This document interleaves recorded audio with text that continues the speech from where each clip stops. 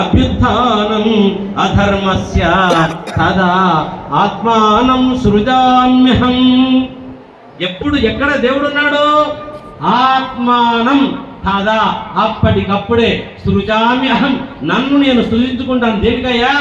ధర్మానికి సంకటం వచ్చినప్పుడు, అధర్మం పెంచు పెరిగిపోయినప్పుడు, ఆ అధర్మాన్ని అంతమొందించడానికి, పరిత్రాణాయ సాధూనాం, సజ్జనులను కాపాడడానికి, దుర్మార్గుల్ని అంతమొందించడానికి ప్రతి యుగమునందు నేను అవతరిస్తూనే ఉంటాను.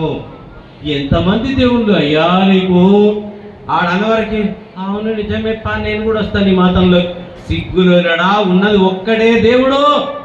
సజ భగవాన్ సర్వజ్ఞ, నా భగవానుడు ఏకో వశీ సర్వభూతాంతరాత్మ, సర్వశక్తి స్వరూపుడు. అవసరమైతే పందిగా పుడతాడు, అవసరమైతే పరశురామునిగా పుట్టాడు, అవసరమైతే పొట్టిగా వామనుడిగా పుట్టాడు, అవసరమైతే కోదండపాలిగా పుట్టాడు. పండన భీముడు ఆర్తజన బాంధవుడు జ్వల బాణతూన కోదండ కళా ప్రచండ భుజ తాండవ మూర్తికి రామమూర్తికి రెండవ సాటి దైవమిక లేడనుచున్ గడగట్టి బేరిక డాండడ డాండ డాండ నిలదండముల చాండము నిండమత్త వేదండమునకి చాటదన్ దశ. బట్టలు చాలా మెరుస్తూ కనిపిస్తున్నాయి. అప్పుడు అన్నాడట, దృష్టి లోపమా సృష్టి లోపమా? గమనించు, లోపం మన ఇంట్లో, మన కిటికీలో, మన అద్దంలో ఉంది. నువ్వు దాన్ని తుడుచుకోలేదు. నీ కండ్లను నీ అద్దాన్ని తుడుచుకుంటే లోకం స్పష్టంగా, అందంగా, ధర్మంగా కనిపిస్తుంది. వారం రోజులు అనవసరంగా విమర్శించాలి. కాబట్టి నీ సృష్టిని మార్చడం కాదు, దృష్టిని మార్చుకోముందు అని చెప్పాడు.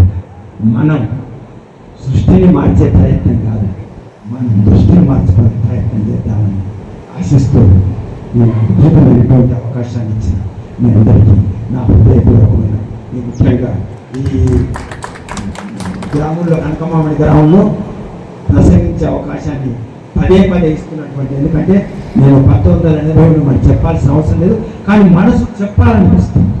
ఎందుకంటే ఇది మా జన్మభూమి పరిగి దగ్గర గ్రహింపుడైతే ఇది నా కర్మభూమి.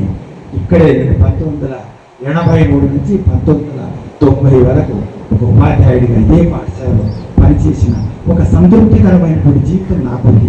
ఎందుకంటే నేను ఎక్కడా ఒక ఉపాధ్యాయుడిగా పనిచేయలేదు. మొదటి పాఠశాల, చివరి పాఠశాల కూడా ఏకైక పాఠశాల కనకమామిడి పాఠశాల. ఆ తర్వాత వేరే కమర్షియల్